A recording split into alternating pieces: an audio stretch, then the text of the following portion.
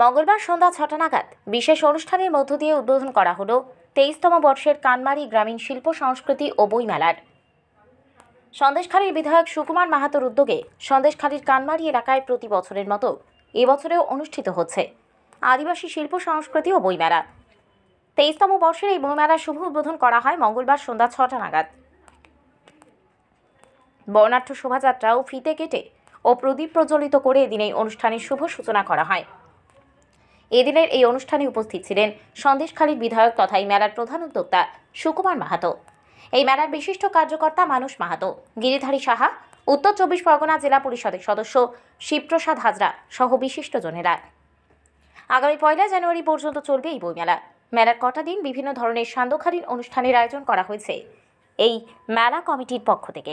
মেলা করছে সর্বোপরি এই মেলা যাদের জন্য হচ্ছে, আমাদের এখানে আছেন শেখ শাহজাহান সাহেব, আমাদের কনভেনার এবং জেলা পরিষদের কর্মাধ্যক্ষ, তার অকুণ্ঠ ভালোবাসা এই মেলা দিনে দিনে বড় হচ্ছে।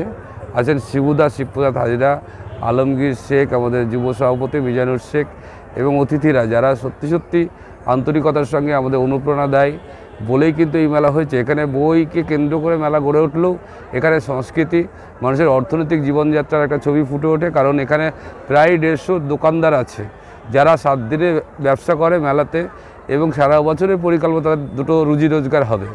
ফলে এখানে সাধারণ গরিব মানুষ যারা আছেন তারা যতটা উপকৃত হচ্ছেন, সঙ্গে সঙ্গে এখানকার সংস্কৃতি, সামাজিক উন্নতি সব কিছু মিলিয়ে একটা শহরের সংস্কৃতির সঙ্গে মেলবন্ধন বা বাংলার সংস্কৃতির সঙ্গে মেলবন্ধন ঘটিয়ে আমরা কিন্তু এটা করছি। এবং 7 দিন ধরে এই মেলা চলবে। কলকাতার বিভিন্ন গুণী শিল্পীরা থাকছে, আমাদের বিভিন্ন অতিথিরা আছেন, গেস্টরা আছেন, তারা প্রতিদিন আসবেন, মূল্যবান বক্তব্য রাখবেন, সেমিনার আছে, কুইজ কন্টেস্ট আছে, সঙ্গীত প্রতিযোগিতা, নৃত্য প্রতিযোগিতা আছে।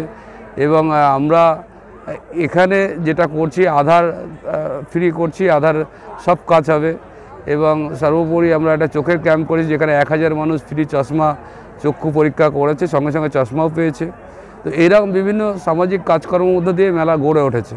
এখন মেলা আসে তারা সাধারণ গরিব মানুষ মাটির কাজ করে, তারা যদি একটা বই দেখে, বই কেনে, বই পড়ে, সেটা আমাদের সার্থকতা। যে একটা বই হয়তো তার বাড়িতে গেল, যে অবসর সময়ে তার একটা জ্ঞানের আলো। আমরা এখানে বিভিন্ন ধর্মগ্রন্থ মানুষ কিনে অর্ডার দেয় কেনার জন্য এবং সেটা নিয়ে আসে। কারণ সবসময় তো লাইব্রেরিতে গিয়ে বই কেনা সম্ভব না। ইচ্ছে আছে কেউ একটা কোরআন শরীফ পড়বে, রাখবে বাড়িতে, কেউ একটা রামায়ণ মহাভারত রাখবে। তো সব মিলে এই যারা এখানে বই কিনতে আসে তারা উদ্দেশ্য নিয়ে আসে এবং বই কেনে। আর কলকাতার বইমেলাতে সবাই যাওয়া সম্ভব নয়, ফলে এখানে একটা ছোট্ট বইমেলা হলেও হচ্ছে এবং 7 দিন ধরে বিভিন্ন সাংস্কৃতিক প্রোগ্রামের মধ্যে দিয়ে মেলা শেষ হয়।